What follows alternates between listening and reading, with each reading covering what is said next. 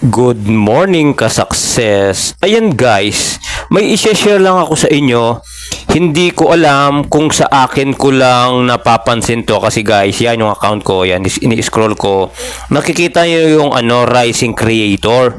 Guys, napakatagal na niyan. Kung hindi ako nagkakamali, siguro mahigit ng 1 buwan. So, kasi before natanggap ko yung ganyan, by week lang yan eh. Linggo lang yung binibilang niyan para mag-stay dyan sa account natin. So, hindi ko alam bakit hanggang ngayon hindi pa siya naaalis. Siguro sa system ni Meta ay nag-e-error pa talaga. So, ano ang ibig ko sabihin?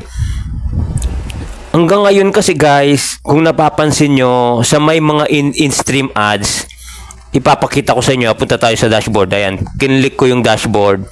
Tapos, guys, punta tayo sa monetization. Ayan, i-click mo yung monetization.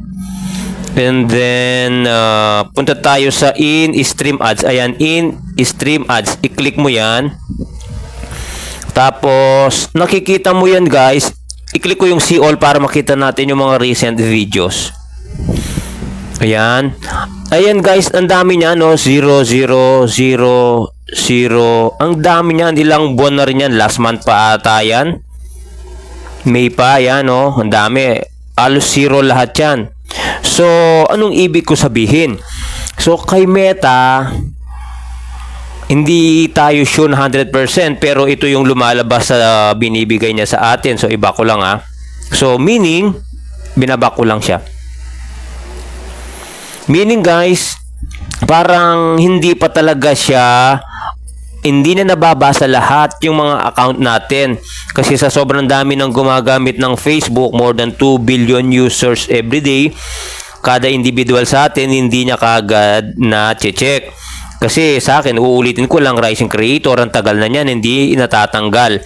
Pati nga yung zero earnings ko dyan sa in-stream ads.